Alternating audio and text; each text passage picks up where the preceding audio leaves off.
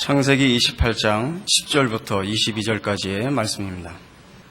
야곱이 브엘세바에서 떠나 하란으로 향하여 가더니 한 곳에 이르러는 해가 진지라. 거기서 유숙하려고 그곳에 한 돌을 취하여 베개하고 거기 누워 자더니 꿈에 본즉 사닥다리가 땅 위에 섰는데 그 꼭대기가 하늘에 닿았고, 또 본즉 하나님의 사자가 그 위에서 오르락내리락 하고, 또 본즉 여호와께서 그 위에 서서 가라사대 나는 여호와니 너의 조부 아브라함의 하나님이요 이삭의 하나님이라. 너 누운 땅을 내가 너와 내 자손에게 주리니 내 자손이 땅에 티끌같이 되어서 동서남북에 편만할지며 땅의 모든 족속이 너와 내 자손을 인하여 복을 얻으리라. 내가 너와 함께 있어 내가 어디로 가든지 너를 지키며 너를 이끌어 이 땅으로 돌아오게 할지라. 내가 내게 허락한 것을 다 이루기까지 너를 떠나지 아니하리라 하신지라. 야곱이 잠이 깨어 가로되 여호와께서 과연 여기 계시거늘 내가 알지 못하였도다. 이에 두려워하여 가로되 두렵도다 이곳이요 다른 것이 아니라 이는 하나님의 전이요 이는 하늘의 문이로다 하고, 야곱이 아침에 일찍 일어나 베개하였던 돌을 가져 기둥으로 세우고 그 위에 기름을 붓고 그곳 이름을 베델이라 하였더라. 이 성의 본 이름은 루스더라. 야곱이 소원하여 가로되 하나님이 나와 함께 계시사 내가 가는 이 길에서 나를 지키시고 먹을 양식과 입을 옷을 주사 나로 평안히 아비 집으로 돌아가게 하시오면 여호와께서 나의 하나님이 되실 것이요 내가 기둥으로 세운 이 돌이 하나님의 전이 될 것이요 하나님께서 내게 주신 모든 것에서 10분의 1을 내가 반드시 하나님께 드리겠나이다 하였더라. 이 창세기 28장에는 야곱이 에서를 피하여 이제 그 외삼촌 라반에게로 피난 가는 그 상황이 일어납니다. 가는 도중에 한 곳에서 잠을 자다가 꿈에 하나님을 만나고 하나님의 복된 약속을 받으며 서원하고 그곳 이름을 베델이라 짓는 이 유명한 사건이 소개되고 있습니다. 기억할 것은 이것은 결단코 야곱이 하나님을 찾은 것이 아니고 하나님이 야곱을 찾아온 사건이며, 야곱은 지금 어떤 모양으로든 하나님 앞에 복을 받을 만한 위치에 있지 않은 상황에서 하나님 앞에 복을 받고 있다는 사실이 가장 중요합니다. 그는 형을 속이고 아버지를 속이고 도망가는 중이고, 그는 정신없이 잠을 자고 있다가 하나님을 만난 것입니다. 하나님은 그를 만나시되 그의 잘못에 대한 꾸중은 언급이 없으시고 그의 선조들에게 했던 약속을 반복하여 확인하는 복된 약속들로 야곱을 만나 주십니다. 우리는 이 사건을 통하여 기독교에서 말하는 복음, 구원, 신앙이라는 것이 어떻게 하나님만을 이유와 근거로 하고 있는가 하는 것을 거듭 다시 확인하게 됩니다. 일반적으로 생각할 때 종교라는 것은 더 많은 힘을 기울여 신을 감동시키는 것이라 이렇게 사람들이 본성적으로 종교를 이해합니다만, 성경이 말하는 기독교된 신앙의 본질은 어떻게 하나님이 먼저 그의 자비와 은혜와 긍휼을 따라 우리 못난 인간들을 찾아오셔서 우리의 항복을 받아내시는가 하는데 초점이 있음을 강조하고 있습니다. 하나님께서 이렇게 우리에게 찾아오사 우리에게 복된 약속을 하시는 이 내용들은, 예를 들면 15절에 보는 바와 같이 내가 너와 함께 있어 네가 어디로 가든지 너를 지키며 너를 이끌어 이 땅으로 돌아오게 할지라. 내가 네게 허락한 것을 다 이루기까지 너를 떠나지 아니하리라. 이것들은 다 분명히 서술에서 보시다시피 하나님의 의지에 가득 찬 묘사들입니다. 그렇죠?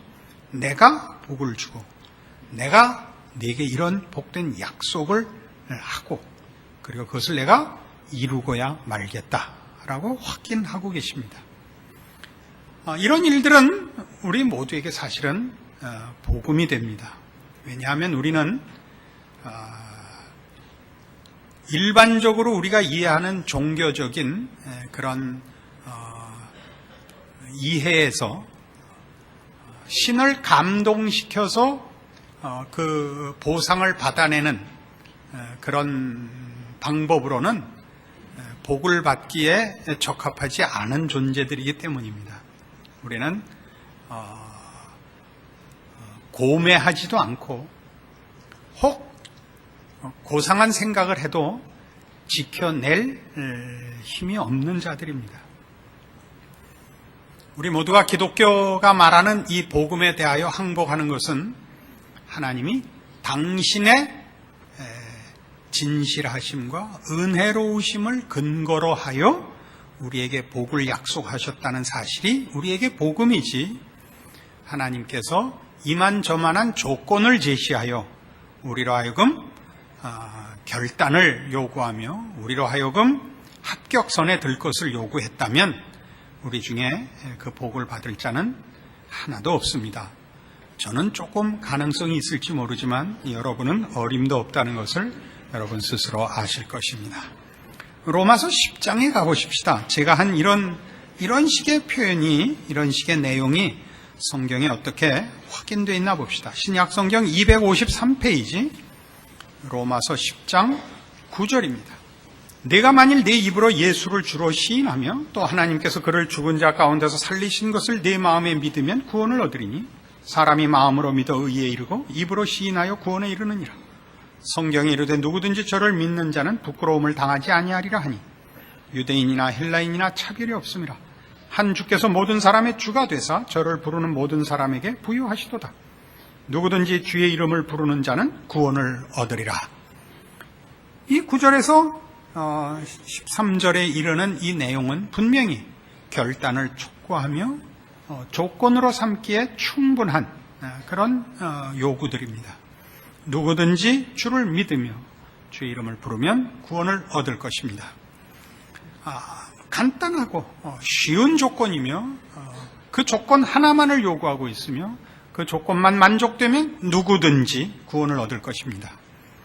그러나 믿어보시면 아시겠지만 이 간단한 조건을 우리는 만족시키지 못합니다. 만족시킬 수 있다고 생각하시는 이들은 행복한 사람이며 아직 다 모르는 사람입니다. 사람은 사귀어보면 착한 사람들이 있습니다. 그죠? 대부분 착한 사람들은 그가 고도로 높은 윤리성과 혹은 인격을 갖고 있어서 착한 것이 아니라 대부분의 경우는 무능해서 착하다는 것을 여러분들이 경험해서 아시는 것과 같습니다. 이런 예를 이렇게 함부로 들 수 있는 이유는 이 착한 사람들은 이 말이 자기를 향해서 하는 말인 줄 모르기 때문에 얼마든지 할 수 있습니다. 틀림없이 가면서 물어볼 겁니다. 아까 목사님이 앞에 뭐 어쩌고 했는데 왜 웃었어? 이 사람들은 착한 사람입니다. 이 누구든지 주의 이름을 부르는 자는 구원을 얻으리라. 다음에 뭐라고 연결되냐 하면 14절 그런즉 저희가 믿지 아니하는 일을 어찌 부르리요? 믿어야, 알아야, 소원해야 고백을 하죠. 그죠? 듣지도 못한 일을 어찌 믿으리요? 듣지도 못한 일을 어찌 부르리요라는 것은 이 복음이 조건이라고 우리 얘기를 합시다. 이 조건이 우리로부터 출발한 것이 아니라는 얘기입니다. 외부로부터 왔다는 것입니다. 들어서 믿는다는 것은 이 정보가, 이 내용이 우리가 만든 것이 아니며 우리 안에서 자생적으로 출발한 것이 아니고 외부로부터 온 것이랍니다. 듣지도 못한 일을 어찌 믿으려? 전파하는 자가 없이 어찌 들으려? 그럼 누군가 와서 말해줄 거 아니야. 그 누군가는 지가 만들어서 온 게 아니라 누가 보냈다는 거죠. 이 전파하는 자, 와서 말해준 자는 그 스스로 깨우쳐서 자기가 만들어서 온 자가 아니라 15절 보내심을 받지 아니하였으면 어찌 전파하리요. 그러니까 그도 누구의 보냄을 받아 누가 가르쳐줘서 누가 그 말을 넣어줘서 그걸 옮겨준 사람에 불과하다는 겁니다. 기록된 바 아름답도다 좋은 소식을 전하는 자들의 발이여함과 같으니라. 무슨 얘기인지 아시겠죠? 모든 시작은, 근원은 기독교에서 얘기하는 믿음, 소망, 복, 운명, 구원, 이건 모두 다 하나님으로부터만 출발하고 하나님만이 만드신 것입니다. 전체 분위기를 생각해 보십시오. 이 창세기라는 분위기 말입니다. 창세기의 전체 분위기가 시작부터 무엇이었나요? 하나님께서 그의 형상대로 우리를 만드시고 복 주셨는데 우리가 범죄하여 우리의 복과 생명의 근원인 하나님으로부터 스스로 자신을 끊어 심판과 파멸과 비극의 운명을 자초해서 죽음밖에 남은 게 없었습니다. 거기에 이 비참한 인류의 운명에 하나님이 구원을 주시려고 개입하신 사건이 아브라함을 부르신 것이요, 이삭을 부르는 것이요, 지금 야곱에게 나타나시는 하나님 아닙니까? 우리가 하나님께 무엇을 먼저 소원하여 하나님께 어떤 조건을 제시하여 이 복을 받고 있는 것이 아니며, 하나님도 오셔서 이렇게만 하면이라고 그 두 번째 기회를 제공하고 있는 것이 아닙니다. 하나님은 그의 구원을, 정해놓은 구원을, 그분이 가지시는 목표를 이루기 위하여 시작하고 계시는 것입니다. 그래서 로마서 11장 33절에 이런 성경의 설명까지 있습니다. 깊도다 하나님의 지혜와 지식에 부요하며 그의 판단은 측량치 못할 것이며 그의 길은 찾지 못할 것이로다. 누가 주의 마음을 알았느냐? 누가 그의 모사가 되었느냐? 누가 주께 먼저 드려서 갚으심을 받겠느냐? 이 말 아시겠죠? 35절. 누가 주께 먼저 드려서 갚으심을 받겠느냐? 어떻게 하나님께 우리가 먼저 상 받을 일, 복 받을 일, 구원 얻을 일의 이유를, 원인을, 조건을 먼저 만들어서 하나님이 거기에 대하여 보상하게 하겠느냐? 이런 뜻입니다. 하나님만이 이유시고 원인이십니다. 우리는 은혜로 이 구원을, 이 믿음을, 이 운명을 허락받습니다. 이것은 하나님만이 이 일을 하실 수 있고 하셨고 이루실 것입니다. 이것이 우리가 믿는 기독교 신앙의 가장 중요한 그 본질입니다. 그래서 다시 본문에 돌아가 보시면, 그래서 이 일로 인한, 즉 하나님께서 야곱을 만나시고 하신 이 복된 약속들로 인하여 야곱의 반응이 지금 얘기한 것을 거듭 확인하는 사실을 우리가 거기서 살펴볼 수 있습니다. 18절 봅시다. 창세기 28장 18절. 야곱이 아침에 일찍 일어나 베개하였던 돌을 가져 기둥으로 세우고 그 위에 기름을 붓고 그곳 이름을 베델이라 하였더라. 이 성의 본 이름은 루스도라. 야곱이 소원하여 가로되 하나님이 나와 함께 계시사 내가 가는 이 길에서 나를 지키시고 먹을 양식과 입을 옷을 주사 나로 평안히 아비 집으로 돌아가게 하시오면 여호와께서 나의 하나님이 되실 것이요 내가 기둥으로 세운 이 돌이 하나님의 전이 될 것이요 하나님께서 내게 주신 모든 것에서 10분 1을 내가 반드시 하나님께 드리겠나이다. 두 가지 소원을 합니다. 여기가 하나님을 섬기는, 말하자면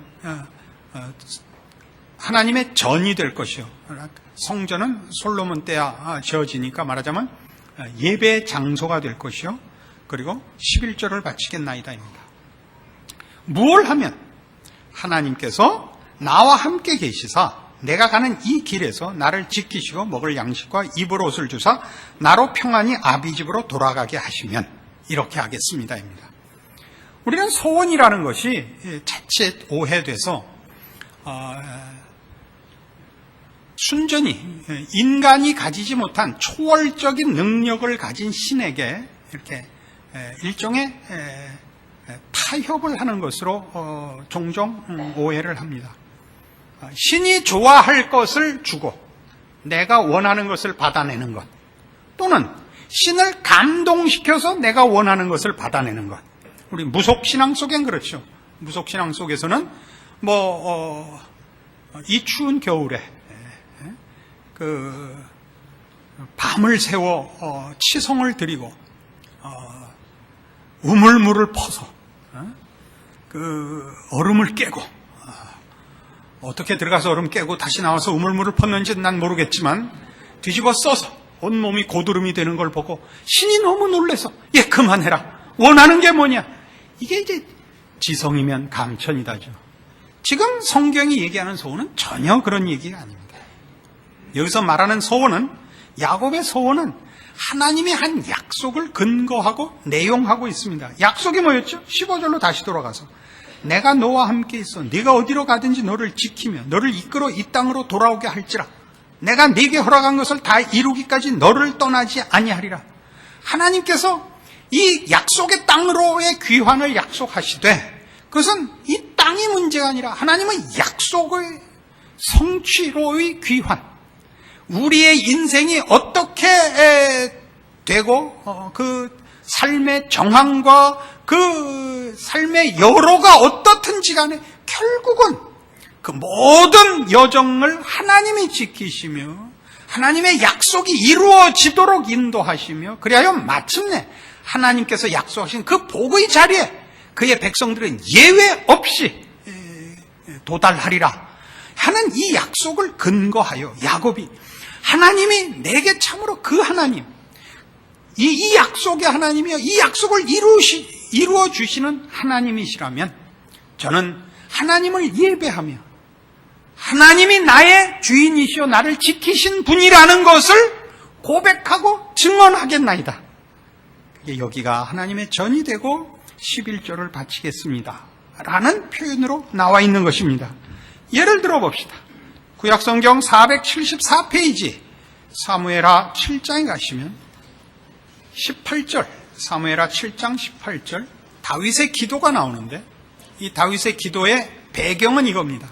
다윗이 이제 나라를 튼튼히 세우고 주변 국가들을 다 안정시키고, 그리고 하나님 앞에 성전을 짓겠다고 소원을 합니다. 서원이 아니고 소원을 아뢰입니다. 하나님이 나단 선지자를 보내요. 너는 전을 짓지 못한다. 네 아들이 지을 것이라. 그러나 내가 네게 복을 주어 네 가문으로 하여금, 네 집안으로 하여금 영원토록 왕권이 무너지지 않는, 끊어지지 않는 그 집안이 되게 하겠다라는 복된 약속을 듣고 이제 이 기도를 합니다. 18절 다윗 왕이 여호와 앞에 들어가 앉아서 가로되 주 여호와여 나는 누구오며 내 집은 무엇이건데 나로 이에 이르게 하셨나이까. 주 여호와여 주께서 이것을 오히려 적게 여기시고 또 종의 집에 영구히 이를 일을 말씀하실 뿐 아니라 주 여호와여 인간의 규례대로 하셨나이다. 주 여호와는 종을 아시오니 다윗이 다시 주께 무슨 말씀을 하오리까. 주의 말씀을 인하여 주의 뜻대로 이 모든 큰 일을 행하사 주의 종에게 알게 하셨나이다. 자, 제가 좀 설명을 할게요. 이 말이 말이 약간 표현이 옛날 말이라서 나이다 하는 바람에 핵심이 얼른 들어오지 않죠. 18절은 이겁니다. 내가 다른 사람과 다를 것이 없는데, 다른 사람보다 더 별다른 것이 전혀 없는데 어떻게 해서 하나님은 나와 내 집안에게 이렇게 대접하십니까? 내가 하지 않으니 받지 못할 이런 큰 복을 약속하십니까? 19절 이렇게 복 주시고 여기까지 인도하신 것만으로도 너무나 놀라운데, 우리 집안으로 하여금, 우리 가문으로 하여금 영원한 왕권을 가지게 하신다니 놀란 위에 더 놀라고 할 말이 없습니다. 20절 주 여호와는 종을 아시오니 다윗이 다시 주께 무슨 말씀을 하오리까. 제가 누군지 제가 알고 하나님이 합니다. 저는 정말 벌레 같은 존재입니다. 제가 감히 이것이 과연 내가 받을 만한 상이라고 얘기를 할 자격이 있습니까? 감사합니다라는 말까지도 할 자격이 없습니다. 그저 놀랄 뿐입니다. 언제나 이 한 사람밖에 없는, 의인이 10명이 될 때까지 죽을 수도 없는. 그래서 21절 주의 말씀을 인하여 주의 뜻대로 이 모든 큰 일을 행하사 주의 종에게 알게 하셨나이다. 주께서 하나님만이 이유시고 하나님만이 그 근거시고 하나님의 신실하심과 은혜로우심이 이 일을 나에게 허락하셨습니다. 그래서 22절 여호와 하나님이여 이름으로 주는 광대하시니 이는 우리 귀로 들은 대로는 주와 같은 이가 없고 주 외에는 참신이 없음이니이다. 성경이 말하는 하나님은 이겁니다. 잘하면 상 주고 못하면 벌 주는 정도의 신이 아니라 할 말이 없이 항복과 찬송을 받아내시는 하나님이다 이겁니다. 이게 하나님입니다. 그러니까 기독교 신앙을 조건으로, 규칙으로, 보상으로 이해하는 것도 신앙적 실천에 유익이 있습니다. 분명히 유익이 있습니다. 그러나 그것은 겁나는 신앙이 됩니다. 우리는 우리의 못난 것과 우리의 실패를 만날 때마다 좌절하게 됩니다. 그러나 성경이 가르치는 그 아들을 아끼지 아니하신 하나님을 제대로 이해한다면 우리는 우리로 인하여 놀라지 않으며 우리의 실패로 인하여 절망하지 않습니다. 여러분은 물론 그러면 사람이 열심을 부리지 않을 것 아니냐라고 얘기할 수 있습니다. 책임이 없어지지 않겠느냐? 그렇지 않습니다. 사람은 채찍 아래서보다 사랑 아래서 더 분발하며 더 열심을 내며 기꺼이 목숨을 바치는 법입니다. 그래서 이제 계속 봅시다. 23절 땅에 어느 한 나라가 주의 백성 이스라엘과 같으리까 하나님이 가서 구속하사 자기 백성을 삼아 주의 명성을 내시며 저희를 위하여 큰 일을 주의 땅을 위하여 두려운 일을 애국과 열국과 그 신들에게서 구속하신 백성 앞에서 행하셨사오며 주께서 주의 백성 이스라엘을 세우사 영원히 주의 백성을 삼으셨사오니 여호와여 주께서 저희 하나님이 되셨나이다. 여호와 하나님이여 이제 주의 종과 종의 집에 대하여 말씀하신 것을 영원히 확실케 하옵시며 말씀하신 대로 행하사 사람으로 영원히 주의 이름을 높여 이르기를 만군의 여호와는 이스라엘의 하나님이라 하게 하옵시며 주의 종 다윗의 집으로 주 앞에 견고하게 하옵소서. 만군의 여호와 이스라엘의 하나님이여 주의 종에게 알게 하여 이르시기를 내가 너를 위하여 집을 세우리라 하신 거로 주의 종이 이 기도로 구할 마음이 생겼나이다. 이렇게 되는 겁니다. 그러니까 그의 고백은, 그의 소원은 다 무엇을 근거하는 겁니까? 하나님의 복주심과 약속과 신실하심을 근거로 해요. 하나님이 나에게 여기까지, 이렇게까지 복을, 구원을, 은혜를, 승리를 주시겠다고 작정하셨단 말인가? 너무나 놀랍습니다. 너무나 감사합니다. 생각해보니 하나님은 그 옛날부터 약속하신 대로 한 번도 변개하신 적이 없습니다. 우리 이스라엘을 구원하시며 우리의 선조들과 함께 하신 하나님은 그 약속을 다 이루셔서 그 결과를 우리가 다 알고 있습니다. 아브라함을 부르셨고 이삭을 부르셨고 야곱을 부르사 저들의 생애에 하나님은 저들의 복이 되셨고 보호자가 되셨고 상급이셨습니다. 이 고백을 하는 것입니다. 아시겠습니까? 우리가 하는 모든 신앙적인 소원들은 다 이 약속 속에 있습니다. 하나님이 하신 약속은 복입니다. 그 복은 우리가 일반적으로 생각하는 자연인의 본성으로 생각하는 고통을 면하고 이웃 앞에 자랑하는 것 아닙니다. 이것은 거룩한 것이며 영에 속한 것이며 하나님의 신적 지혜와 능력으로 허락된 우리가 요구하는 세상적인 수준의 것을 훨씬 상회하는 영원한 영광의 복들인 것입니다. 말라기 3장에 가시면 1330페이지 구약성경 제일 끝자락에 있습니다. 말라기 3장 7절 11조에 관한 소원도 동일한 내용입니다. 동일한 원리요, 동일한 일관성을 가지는 신앙적 자세를 일컫는 것입니다. 말라기 3장 7절 만군의 여호와가 이르노라 너희 열조의 날로부터 너희가 나의 규례를 떠나 지키지 아니하였도다. 그런즉 내게로 돌아오라. 그리하면 나도 너희에게로 돌아가리라 하였더니 너희가 이르기를 우리가 어떻게 하여야 돌아가리까 하도다. 사람이 어찌 하나님의 것을 도적질하겠느냐. 그러나 너희는 나의 것을 도적질하고도 말하기를 우리가 어떻게 주의 것을 도적질하였나이까 하도다. 이는 곧 11조와 헌물이라. 너희 곧 온 나라가 나의 것을 도적질하였으므로 너희가 저주를 받았느니라. 만군의 여호와가 이르노라 너희의 온전한 11조를 창고에 들여 나의 집에 양식이 있게 하고 그것으로 나를 시험하여 내가 하늘문을 열고 너희에게 복을 쌓을 것이 없도록 붙지 아니하나 보라. 이 유명한 11조에 대한 축복입니다. 11조를 내면 기계적으로 복을 받는다. 그런 내용은 아닙니다. 신앙은 인격에 속한 것입니다.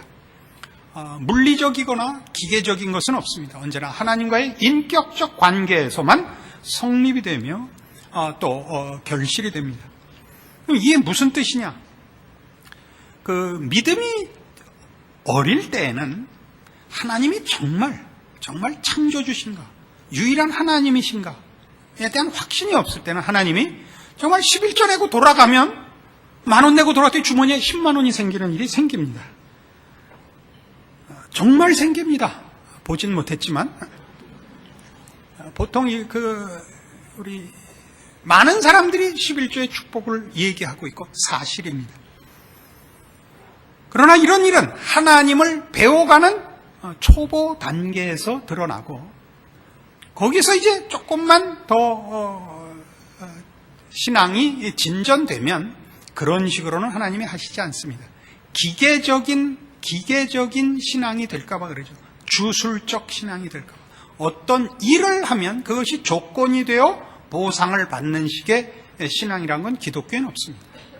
하나님이 복을 주시는 것은 언제나 하나님이 복인 것을 알게 하시는 하나의 깨우침으로 등장하지, 우리가 세상에서 우리가 복이라고 정한 것을 하나님이 가져다 주는 식으로의 복은 없습니다. 그럼 이게 무슨 뜻이냐? 11조란 야곱에 의하면 하나님께서 나로 하여금 내가 다니는 모든 이 피난길에서 먹을 것과 입을 것을 주사 순탄하게 다시 아비 집으로 돌아오게 하시면 이라는 하나님의 약속을 확인하는 과정에서 등장합니다. 그러면 내가 가진 것에 10분의 1을 바치겠습니다. 무슨 얘기죠? 하나님이 과연 내 인생을 지키고 나의 필요를 채우셨습니다를 내가 증거하겠습니다. 고백하겠습니다. 거든요. 그러니까 11조라는 것은 우리의 신앙의 한 고백입니다. 하나님이 내 필요를 충분히 채우시는 분이라. 나에게 진정 필요한 것들의 주인은 하나님뿐이시라를 고백하며 증언하는 행위가 11조입니다. 그건 마치 우리가 주일을 성수하는 것과 같습니다. 이 주일을 성수함으로 우리는 하나님이 엿새 만에 천지를 지으시고 일회째 되는 날 쉬셨다라는 창조의 고백을 하며 우리 주께서 우리를 위하여 이 땅에 오사 십자가를 지고 죽으시고 안식 후 첫날, 그러니까 오늘 주일 날 부활하셨다를 기념하여 하나님이 온 우주의 유일한 주인이신 것과 우리를 사랑하사 그 아들을 주신 우리 아버지신 것을 고백하는 신앙적인 행위요, 증언이요, 실천인 것입니다. 야곱의 이 고백들은 다 오늘날 우리로 하여금 하나님께서 우리의 모든 필요시며 충분한 아버지신 것을 확인시켜주는 고백입니다. 여러분 모두에게 신앙적인 충분한 만족이 없다면 여러분은 지금 여러분이 소원하는 것과 하나님이 주시는 것 사이에 내용에서 차이가 있을 수 있고 시간적으로 차이가 있을 수 있습니다. 그러나 오늘 우리가 꼭 기억해야 할 이 창세기 28장 15절에 있는 이 말씀, 제가 다시 보죠. 내가 너와 함께 있어 네가 어디로 가든지 너를 지키며 너를 이끌어 이 땅으로 돌아오게 할지라. 내가 네게 허락한 것을 다 이루기까지 너를 떠나지 아니하리라. 라는 말씀이 아브라함에게 실현됐고 이삭에게 실현됐고 야곱에게 실현된 것을 근거로 하여 모든 우리 성도들이 동일한 항복과 고백으로 실현될 수밖에 없는 온 우주와 역사와 모든 인생의 운명을 쥐고 계시는 우리 하나님 아버지의 약속이신 것을 우리 믿음의 가장 중요한 근거로 확보해야 하는 것입니다. 우리는 더 큰 증거를 가지고 있죠. 로마서 8장, 우리는 아브라함과 이삭과 야곱이 가졌던 그 인생으로 확인된 하나님의 신실하심과 은혜로우심보다 더 큰 증거를 갖고 있죠. 어떤 증거요? 로마서 8장 35절, 신약성경 251페이지. 누가 우리를 그리스도의 사랑에서 끊으려? 환난이나 곤고나 핍박이나 기근이나 적신이나 위험이나 칼이랴. 기록된 바 우리가 종일 주를 위해 죽임을 당케 되며 도살할 양같이 여김을 받았나이다 함과 같으니라. 그러나 이 모든 일에 우리를 사랑하시는 이로 말미암아 우리가 넉넉히 이기느니라.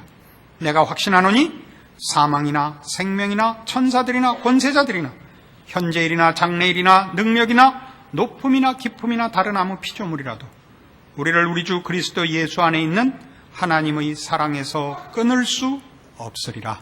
아멘. 이것이 모든 성도들의 신앙의 근거요, 확신의 토대요. 우리가 우리를 포기해도 우리를 포기하시지 않는 하나님의 영원하신 사랑으로 무장한 성도들의 자랑인 것입니다. 기도하십시다. 하나님 아버지의 은혜를 감사합니다. 하나님은 우리 아버지십니다. 우리보다 우리를 더 사랑하시며 우리를 위하여 그 아들을 보내주신 우리 아버지십니다. 오늘 우리가 우리에 대하여 한숨 짓는 일이 있습니까? 우리의 믿음에 대하여 흔들리는 부분이 있습니까? 나를 쳐다보지 말고 이 신실하신 하나님을 쳐다보며 그 약속과 은혜를 따라 무한하신 사랑을 이루기 위하여 내 죄를 짊어지고 골고다 십자가에 못 박히신 예수를 기억하게 하옵소서. 우리의 믿음은 우리에게서 나온 것이 아니요 이 신실하신 하나님에게서 나온 것임을 기억하는 참된 믿음으로 이제 다시 주를 바라보고 우리의 지금의 형편이 어떠하든지 간에 네가 어디를 가든지 내가 너를 지키고 너를 인도하여 이 땅으로 돌아오게 할지라. 내가 네게 약속한 것 허락한 것을 다 이루기까지 너를 떠나지 아니하리라. 아멘으로 믿는 우리의 인생 되게 하여 주시옵소서. 예수님 이름으로 기도합니다. 아멘.